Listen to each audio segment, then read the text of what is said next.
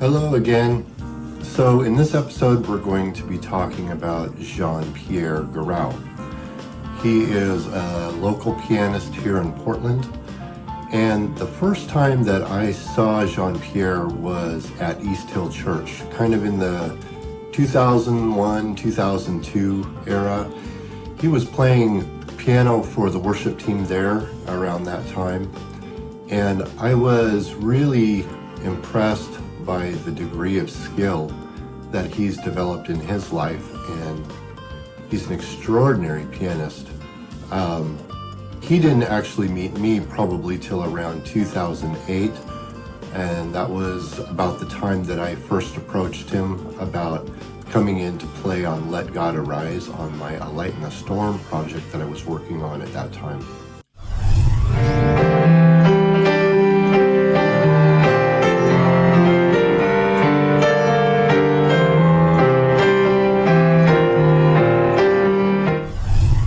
One thing you don't see mentioned a lot are the people behind the scenes, and one of those was the guy that was actually filming Jean-Pierre's footage, a friend of mine named Phil Wong, and he's a bass player who I played on worship team with over at East Hill Church back in 2008, 2009, well basically through 2011. We served together on worship team at East Hill. So I just want to say, Phil, thank you for coming in and doing the videotape work, and God bless you, buddy. But what I'm going to do right now is just kind of take you to his interview and hear a little bit of his background and some of how he developed his understanding and his talent in music. And so let's get to that. How long have you been playing piano? Piano since I was 6. And so did you have structured lessons through the, I imagine? Yeah. It sometimes amazes me that I've got the facility that I've got, because to the best of my knowledge, the structured lessons sort of kind of took and sort of kind of didn't take. And it was hard to get me, it wasn't hard to get me to play, it's hard to get me to practice. And that's still true to this day.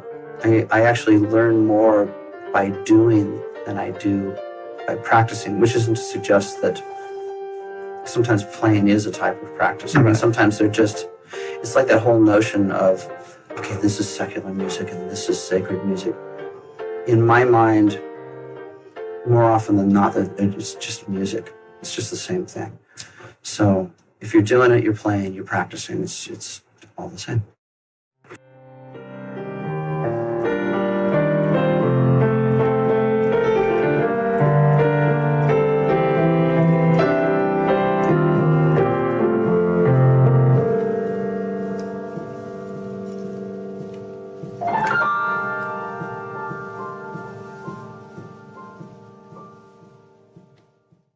'68. That was the year that I fell in love.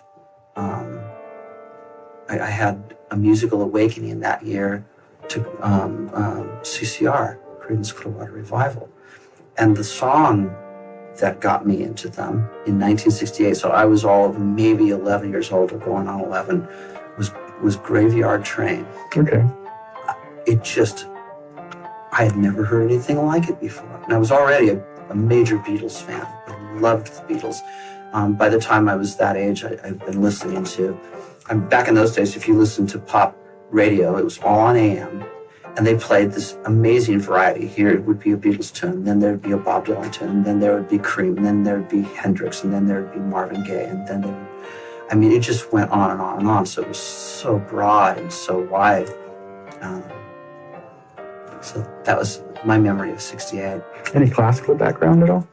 Well, the teachers certainly tried to get me to be a classical player, and there was some classical repertoire that I know that I learned how to play, but it was never something that I necessarily fell in love with. But I have to put an asterisk next to that, because honestly, one of my favorite pieces of music from my childhood all the way to this present day, and probably forevermore, will be Ravel's Bolero. That was deeply impacting to me.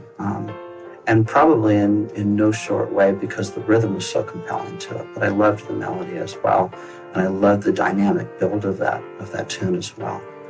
And at 9 minutes long or something like that, I ended up enjoying just the whole way that thing developed in a way that I didn't really fall in love with other classical music at that time.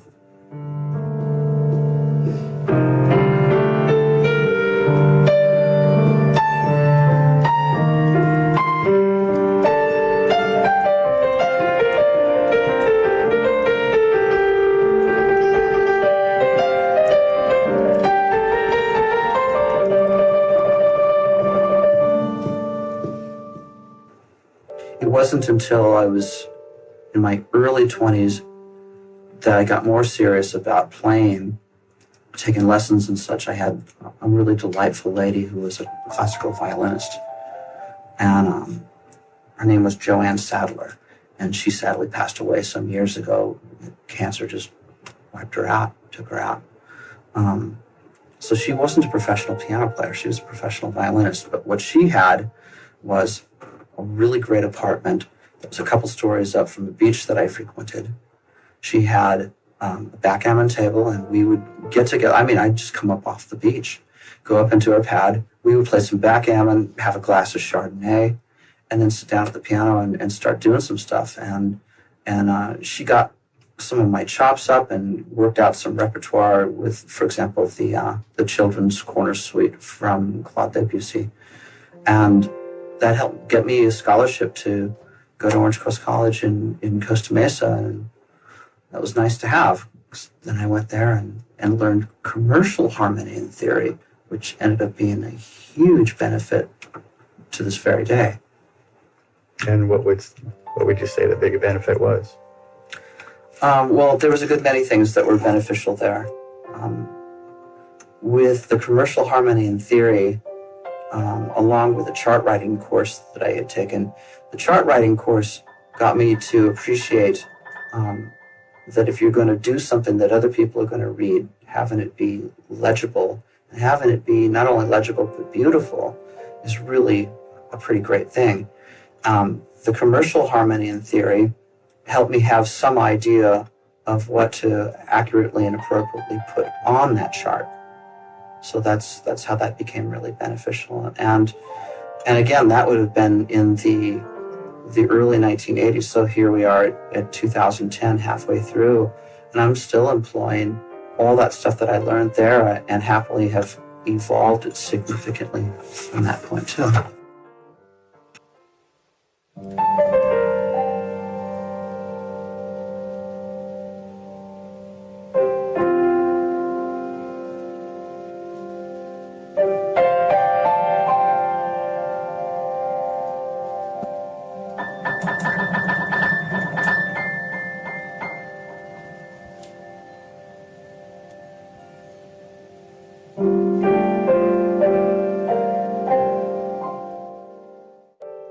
So what would you say was your big coming out year as far as musical wise? Oh, I thought you meant the other thing. Coming out year. Where you feel that you, I guess, would, when you feel that you've achieved some of your goals as a musician, and where you feel that you became your own musician in that sense, and not just playing music. Yeah, I don't know that I have such a thing. I've got certain markers that I can remember, albeit sometimes barely. But for example, I'm trying to remember how old I was when I composed on the piano my first piece, and I was way into surf music when this happened. So that I was like 6, maybe 7 years old, and if any keyboard players ever see this thing, I composed it in C minor. So I wasn't just doinking around on white keys. I actually went to a key with some flats that were involved. Not that I really had a whole idea what was going on with theory and whatnot, but I composed a surf tune on the piano, which of course was also something that was highly unusual. I mean, I challenge anybody, show me a surf album with piano. Right. So, but I loved the style of the music, and somehow or another, it just never occurred to me not to port it over. And to this day, I love doing that sort of thing. I'll do that with elements of country and bluegrass just because I suck at the guitar, so I'll do it on the piano instead. What style of music would you say is your biggest influence? As a player, and it's a little tough to say, because I learned to play some of it. The technique that I've learned was certainly generated from the classical lessons. So there was that reading and some listening that came from there. And at the same time, my ear was always super active. And at some point, I learned to, I remember for the very first time when I was in 6th grade, prepping for a talent show, that I had taken an old Surfaris record. So I clearly was still into surf music at this time. And I learned several of the tunes to put together into some sort of a medley for this talent thing. So at that point, I know I was already listening to and imitating what it was that I was hearing. And if not imitating, then at least trying to find my way in that. And that's been consistent ever since.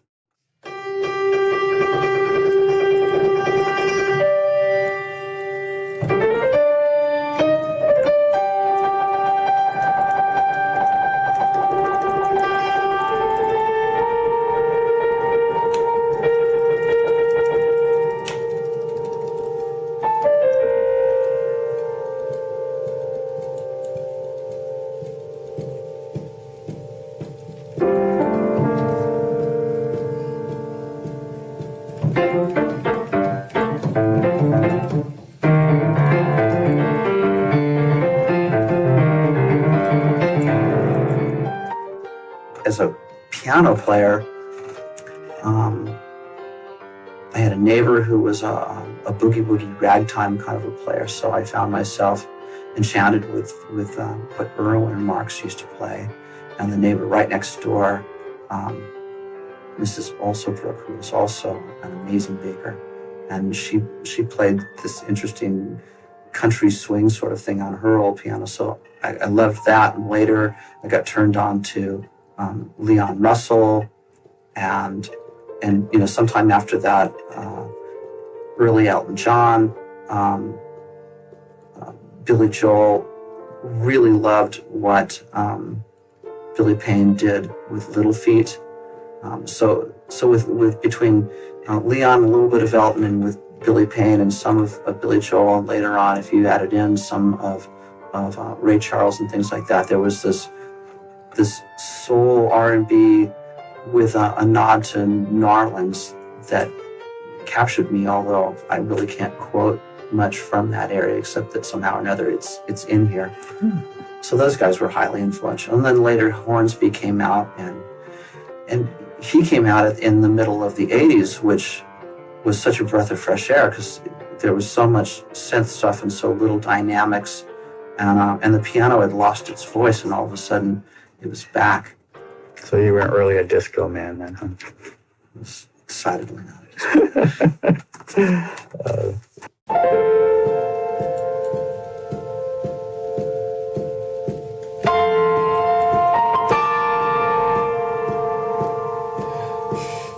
So one of the things that made this experience with Jean-Pierre on this particular tune different than working with the other musicians was Jean-Pierre is a paid professional. He is someone that plays piano for a living. That's all he does. So unlike myself or some of the other musicians, it's not like he's working a job and then fitting this into his life. Music pretty much is his life. So when he came in to do this tune, as he mentions in his interview, he had already played this tune a number of times when he was doing it with East Hill. And so he had a bunch of different approaches to his solo section that he had already tucked away in his back pocket. He knew the tune fairly intimately. And so when he came in, I didn't really have to give him much direction other than, this is where you come in, this is where the bass solo comes in, this is kind of what I'm wanting to hear. And once he had the basic cues understood, then we just kind of let him record and let him run with it. And he gave us multiple different solos, multiple different takes that were all spot on. So there wasn't a whole lot of direction that I had to give him, which was kind of refreshing. A nice little break from the normal grind of working with musicians and figuring things out. So this is no offense to any of the other musicians. It's just describing a little bit of a difference of what it is when you do this as a professional for a living versus on the side. So that was pretty cool to work with Jean-Pierre and see what he had to bring to the table. So are you working on something that is your music, or are you composing something with somebody else's music? You mean just outside of this thing? No, what you're doing today. Oh, Because to give you an idea, I have no idea what's going on today. It's a tune called Let God Arise. It's written by a guy named David Fallingham, who is a trumpet player. He comes out of a classical tradition, and he's like this middle-aged guy that was heading up music for a church that's been called Stone Lee. Some of us refer to it as Stonehenge. Okay. And anyway, he composed this song. He's a trumpet player, and so when you listen to their track, it's really sort of zesty, and he's going for this Latin groove, which is always very interesting when Englishmen go after Latin sort of grooves. And that's that.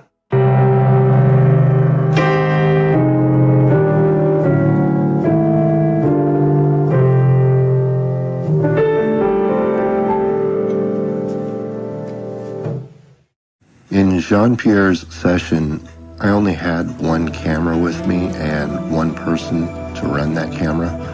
So we didn't have any footage taken that day of Clark and I in the mixing booth. So unfortunately, you're not able to hear our responses when Jean-Pierre is talking to us over the headset. But we're talking to him on the talkback mic and interacting with him that way. Do me a favor, let's get into the body of the track where I'm actually... In fact, if you can give me the 4 count into where the downbeat of the regular rhythm groove is, that might be cool too.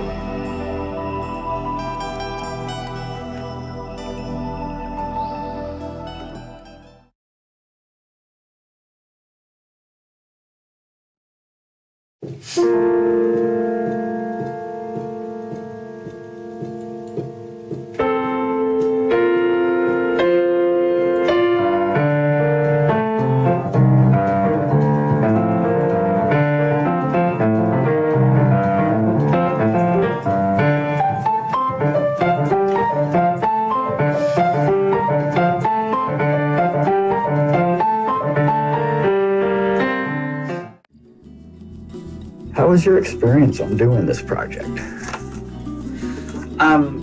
Well, I had a bit of a heads up with this because it's a tune that I already had some familiarity with. When I was playing piano and keyboards at East Hill Church back some years ago, we did this tune. So I'm trying to remember when the song came out. I'm guessing it was 10 or 12 years ago. So I remember playing it back then. And so when Jeremie contacted me about this, there was just that, oh yeah, I've been here. So it was easy to be able to figure that stuff out.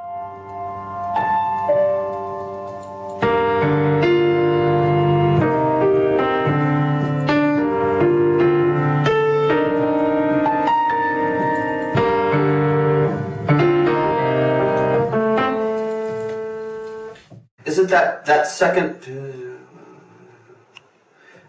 that pass right where the acoustic guitar comes in, is that, or is there still another 4 or so?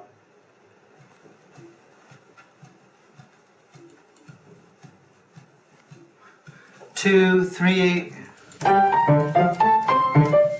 Okay. Okay. Yes.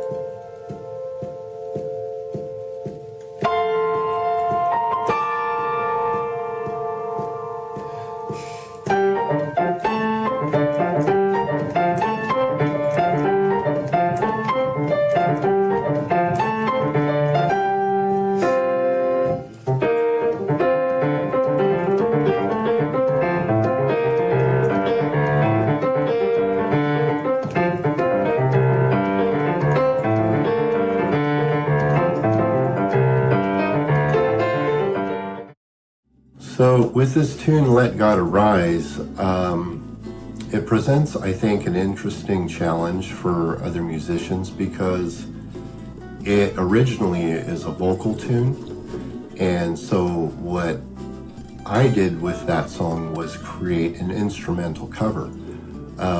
Just from the guitarist standpoint, it was challenging because you're not just playing a rhythm guitar and the vocalists are doing the lead and they're singing verses and choruses and on and on. Pretty much every verse section, every chorus section is the lead guitar. And so it took a bit more creativity to turn that into a guitar song.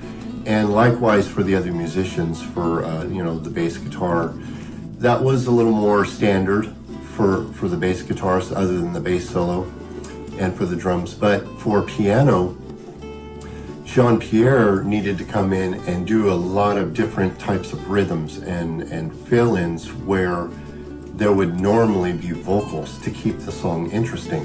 And so I chose Jean-Pierre because at that time, frankly, he was the only pianist I knew that could pull it off. It's very complicated and it requires a high degree of professional skill to play that type of tune the way that he played it. So let's take you a little more of his performance and check it out.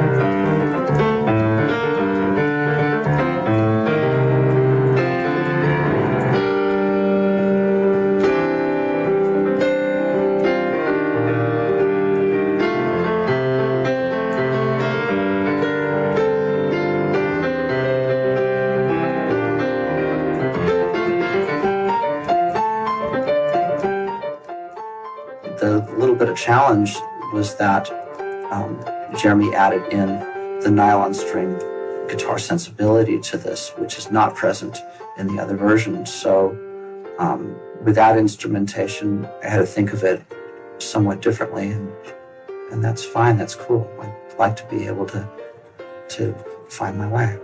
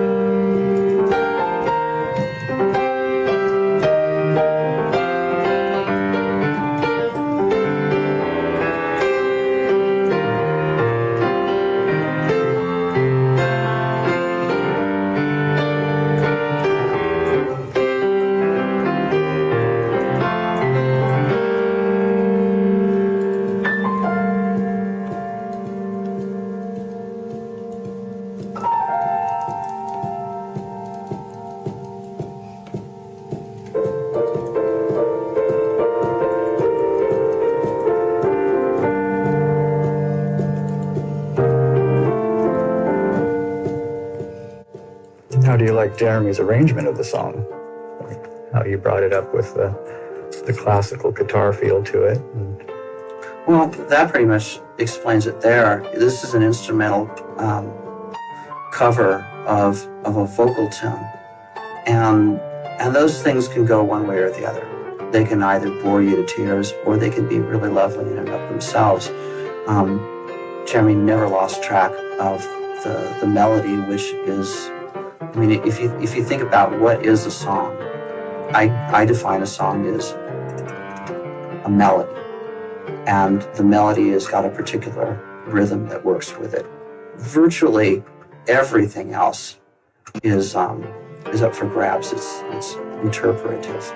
And it's not that you can't reinterpret the melody or the lyrics, because you certainly can, as long as you don't lose sight of what it is that they are, because they're the pillars. Mm-hmm. So he held on to that.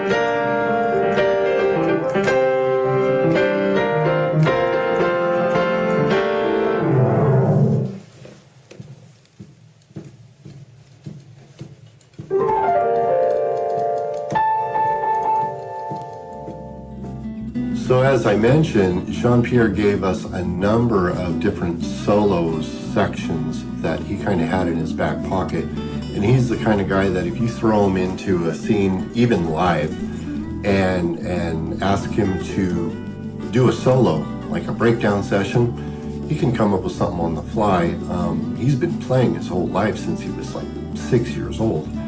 And so he just has that understanding and that ability to be able to come up with something on the spot. And he did that a number of times on this tune with his solo sections. So deciding on what was going to be the final take for his solo section was really difficult, because all of them were extraordinary. And Clark and I made that assessment together and just kind of decided on which one fit the flow of the song the most. So I'm going to show you just a couple of different variations of the solo that he did, and then we'll end it with the final solo that he did that made the final cut. So check it out.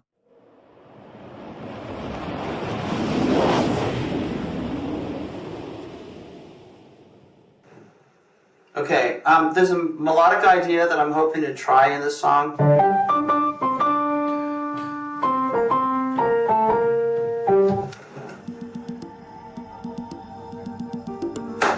Perfect.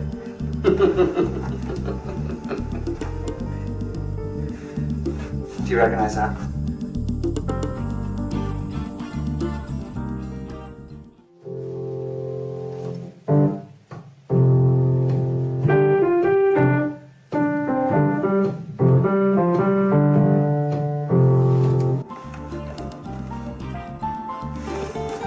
No takers on that one. You recognize that? Oh yeah. Okay.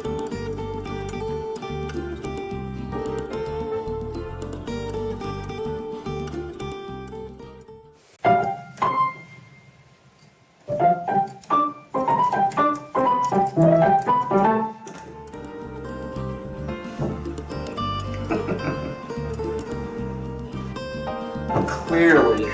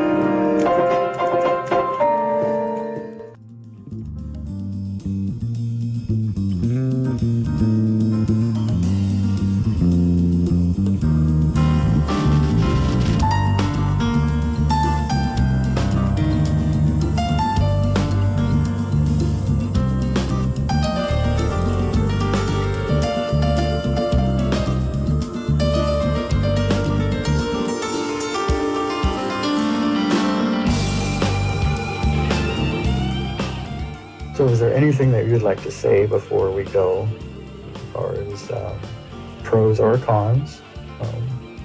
Jeremie is very open on learning from other people's opinions and everything. Well, knowing that he used to work in law enforcement, I'm going to take the fifth on this. No, I'm kidding. It was a good adventure. On a good day, there because you can't see this here. It's been sort of wet and unseasonably chilly, and I had a gig to do with the South Lake Band on a day of service out at Roosevelt High School earlier today, and that was questionable whether it was actually going to happen or not. And God or somebody that he's well acquainted with sort of parted the clouds long enough for us to be able to get out there, and for over 1,000 workers to show up and spruce up the school and do a whole lot of work. And we went out there and knocked out a set.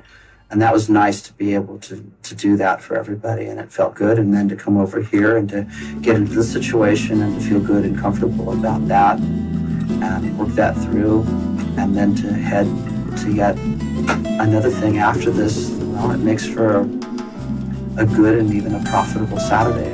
So I'm going to give it a thumbs up. Well, to even the playing field, I suggest a headband or a helmet with one of those rear view mirrors, and then you're just... That's a great idea. There you go. Thanks, Sean. I appreciate it. You did a great job. Thank you. I'm grateful. Thank you. I hope you enjoyed that. And so I just want to say, Jean-Pierre, thank you for coming in on that project. It was really cool working with you. Honestly, a pleasure. You're somebody that, musically speaking, I look up to your talent and can actually draw inspiration from it. So keep doing what you're doing, man. You're awesome. And God bless you. And everyone else, that's all I have for this episode. So thanks for watching, and I'll see you next time.